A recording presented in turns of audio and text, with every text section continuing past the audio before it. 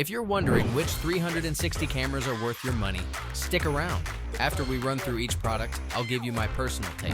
Would I buy it or would I skip it? No fluff, just my honest opinion. Let's get into it. Insta360 X4. This bad boy shoots 8K video, which sounds impressive until you realize it makes your camera heavier than a brick at 200 grams and eats storage space like a hungry hippo. The battery life is actually decent, and the lens guards are included, but good luck not scratching those lenses because this thing is more fragile than your ego after a bad breakup. Would I buy it? Yes. Because when you can reframe any shot later, you basically become a time wizard with commitment issues. PanoX V2. This camera boasts 12K photo resolution, which is great for making your friends feel inadequate about their phone cameras. Plus, it has Google Street View mode for when you want to pretend you work for the tech overlords. The touchscreen interface is intuitive, but the video stabilization, while improved, still makes your footage look like it was shot during an earthquake sometimes. Would I buy it? Maybe. It depends on whether you need those extra pixels or if you just want to flex on Instagram. Ricoh Theta Z1. This little guy packs 1-inch sensors that are bigger than most people's attention spans, delivering photo quality that makes other 360 cameras look like they were designed by blind engineers. The variable aperture is nice, but the stitching gets wonky at close distances under 3 feet. So forget about those intimate selfies with your pet hamster. Would I buy it? Yes, because when you can shoot raw DNG files and edit them in Lightroom, you basically become a photography snob overnight. Ricoh 360 Theta A1. This industrial beast is built tougher than your grandmother's meatloaf with water and rust proofing. Plus, it shoots 8K video at 10 frames per second, which is slower than dial-up internet, but perfect for construction sites.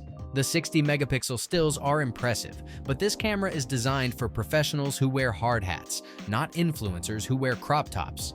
Would I buy it? No. Unless you work in construction or really enjoy pretending your backyard is an industrial facility. Insta360 X5.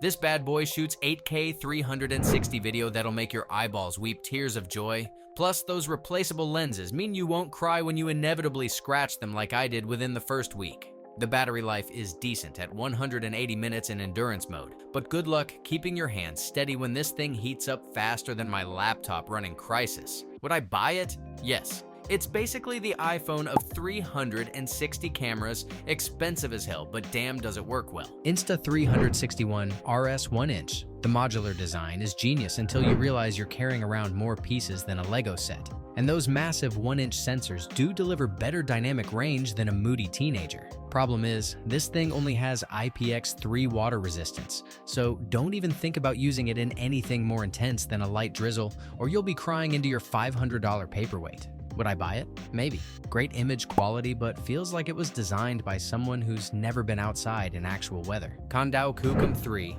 the F1. 6 aperture and large sensors make this thing a beast in low-light situations where other 360 cameras would produce footage grainier than a health food store. Unfortunately, the editing workflow is more confusing than IKEA instructions written in ancient Sanskrit, and you'll need 3 different apps just to get a decent final result. Would I buy it? No. Great hardware ruined by software that feels like it was designed by someone who hates their users. Kandao Qoocam 3 Ultra.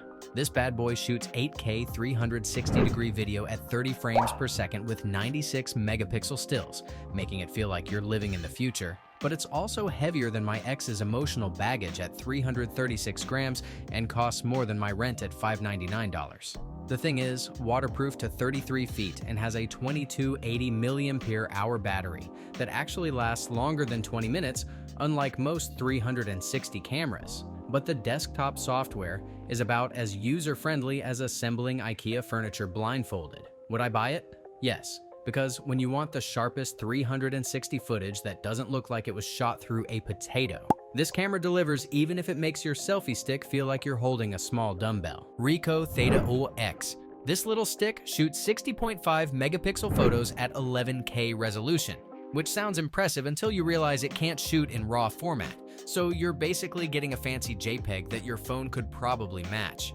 The coolest feature is the time shift mode that magically removes you from photos like you never existed, which is perfect for people with commitment issues. But the battery dies faster than my motivation on Monday mornings at just 30 minutes. Would I buy it? Maybe. It's got some neat tricks like disappearing from your own photos. But when your camera has worse battery life than a 2010 iPhone and visible stitching lines that look like someone drew on your footage with a Sharpie, it's hard to justify over the competition. Thanks for watching. I hope this video helped you pick the 360 cameras for you. If you have any questions, drop a comment below. Links to all of these products mentioned in this video will be in the description